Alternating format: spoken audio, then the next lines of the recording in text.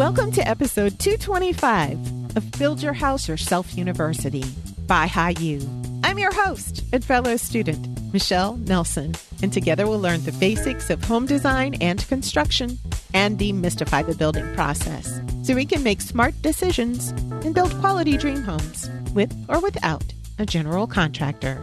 No matter how large or small your house will be, most of us want our primary bathrooms to be a spa-like sanctuary, or at the very least, a place where we can escape, renew, and relax.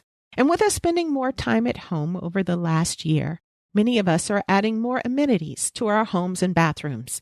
Amenities that make our homes feel more comfortable and luxurious, since we haven't been able to get away on vacation or even to the gym or spa when we've wanted to. So on today's show, we'll explore some reasons you might consider putting a steam shower or steam room or sauna in your home. Before we get into it, though, I want to thank Purple Girl for your 5-star Apple Podcasts review. She says, in part, this is the best resource for anyone looking to build, whether you want to use a builder or not. Thank you, Purple Girl. That is the point. You get it. We just want to make informed decisions, whether we have help building our houses or not. Thank you for taking the time to do that. I appreciate you. Okay, let's get into the show. Both steam showers and saunas have quite a few benefits associated with their use, stemming from the heat and sweat they generate.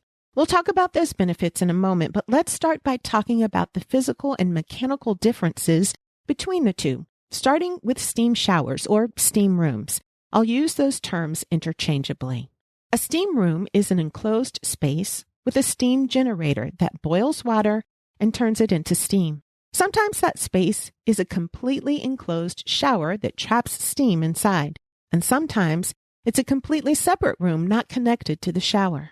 Because of the moisture content, steam rooms are constructed with non-porous tile floors and either glass or tile walls. Porous materials like wood should be avoided in steam rooms, since those materials will promote the growth of bacteria, mold, and mildew. The steam room should also have a sloped ceiling and a drain, so the water generated can drip and drain properly. Many regular freestanding bathroom showers are already constructed with non-porous materials and a drain, and they occupy enough space to enjoy a steam bath. For those reasons, it's usually more economical to have your shower do double duty as a steam shower as opposed to having a completely separate steam room constructed. A 3x3 foot steam shower with a 7-foot ceiling averages $4,300 nationally, according to HomeAdvisor.com. That average cost includes materials and installation. Typically, steam rooms or steam showers are heated between 100 and 120 degrees Fahrenheit and have nearly 100% humidity. Even though they aren't technically as hot as saunas, you'll usually feel the heat more intensely in steam rooms because of the humidity. Now, let's talk about saunas. There are two main categories of saunas, a traditional dry sauna and an infrared sauna. Both are made with wood and create relatively dry heat. You can get a standard or custom-designed sauna kit, which you put together entirely on site, or a prefabricated sauna. A traditional sauna, as I said, is also called a dry sauna. It's typically constructed from wood and not tile, which can hold the heat and be too hot to the touch. Typical saunas use heat from rocks or other heating elements, such as an electric or gas heater to warm the air. Depending on what type of heater is used, you might need an electrical or gas connection. The sauna temperature is usually kept at 158 to 212 degrees Fahrenheit. The relative humidity is usually 10 to 20%. While this is very effective in producing intense sweating, that level of heat can be uncomfortable to people who are more sensitive to heat.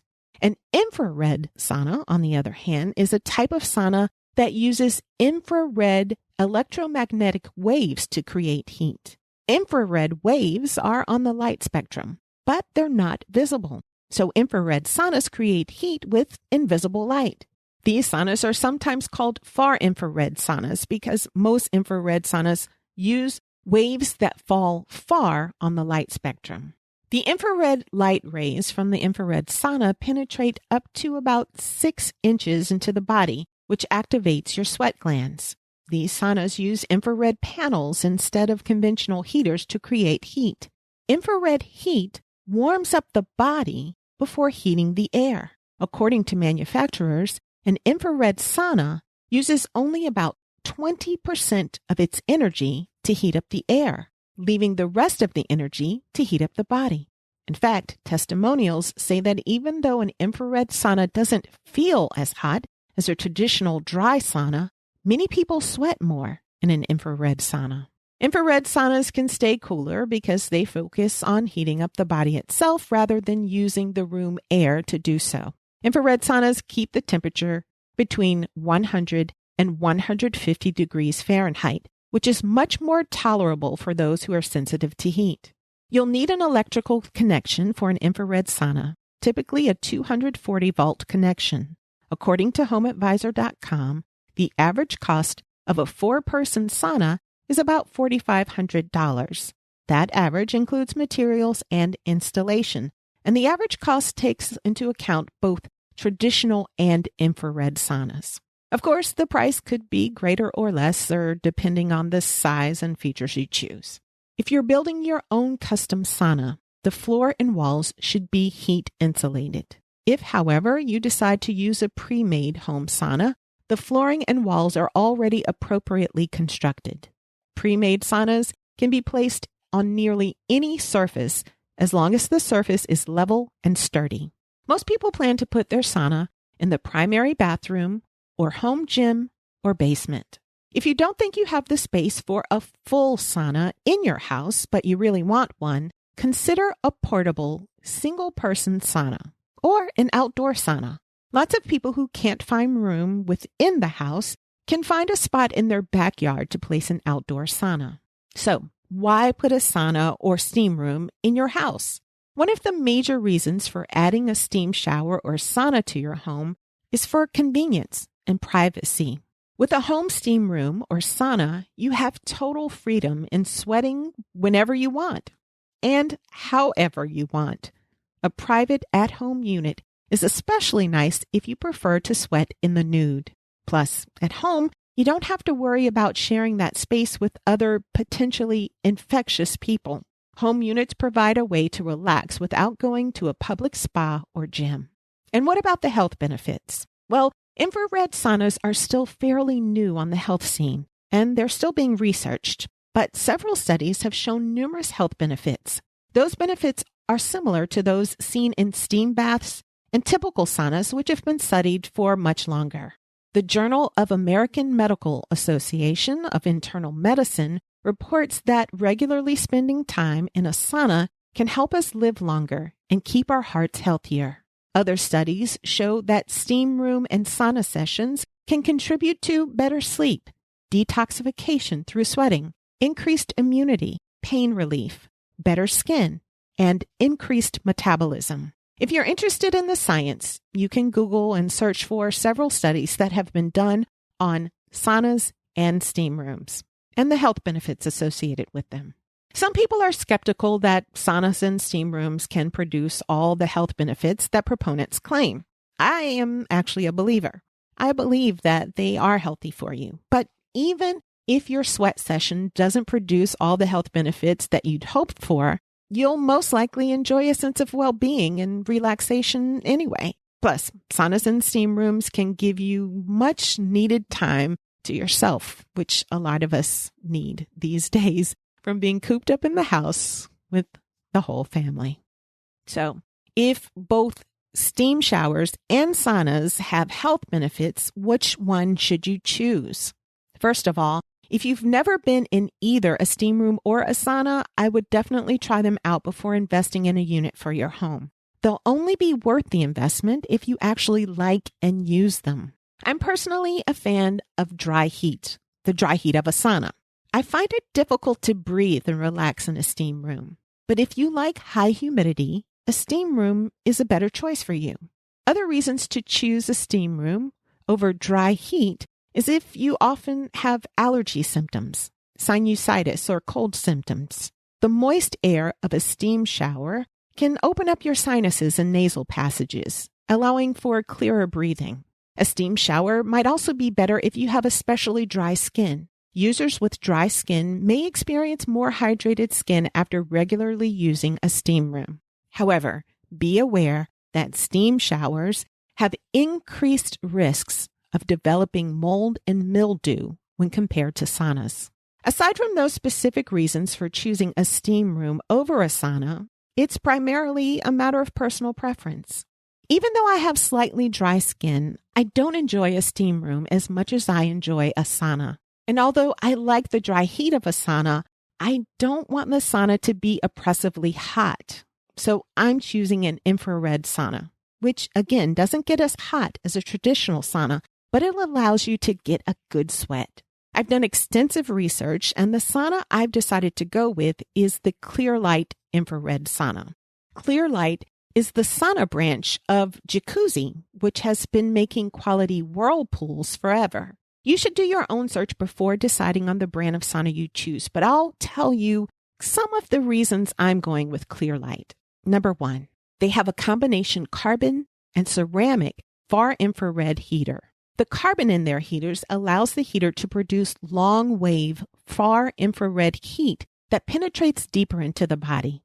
And the ceramic in the heaters gives the sauna high heat output when compared to traditional carbon heaters found in lesser quality infrared saunas. Still, the heat is more comfortable and less oppressive when compared to traditional dry saunas.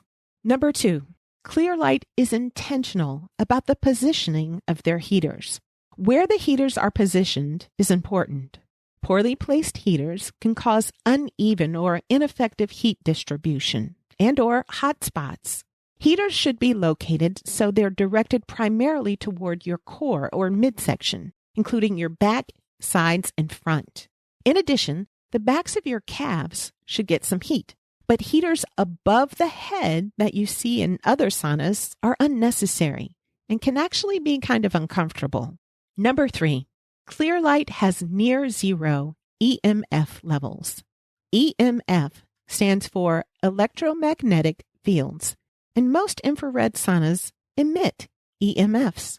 EMFs are energy waves that are emitted in the everyday life of most Americans, from things such as power lines, television and computer screens, motors, fluorescent lights, microwave ovens, cell phones, electric blankets, house wiring, and lots of other electronics. So it's hard to completely avoid EMFs, but you should do your best to decrease them, especially in a sauna where the goal is to relax and renew ourselves physically and mentally.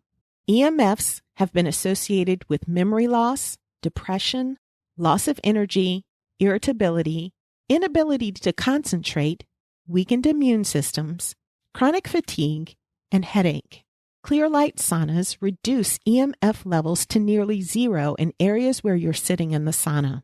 The way they manufacture the sauna allows them to cancel out EMFs, so the levels are virtually undetectable. And the last reason, number 4, Clearlight saunas are beautiful. Now, this reason isn't nearly as important as the other reasons, but it's honestly one of the reasons I'm choosing this brand. Their saunas have a sleek, pretty design that look awesome in whatever room you choose to put them. Okay, well, that's it for this week. I hope you learned as much as I did, and I hope you'll join me again next time for another episode of Build Your House Yourself University by BYHYU. Please remember that the purpose of this podcast is simply to educate and inform. It's not a substitute for professional advice. The information that you hear is based only on the opinions, research, and experiences of my guests and myself. That information might be incomplete, it's subject to change, and it may not apply to your project. In addition, building codes and requirements vary from region to region, so always consult a professional about specific recommendations for your home.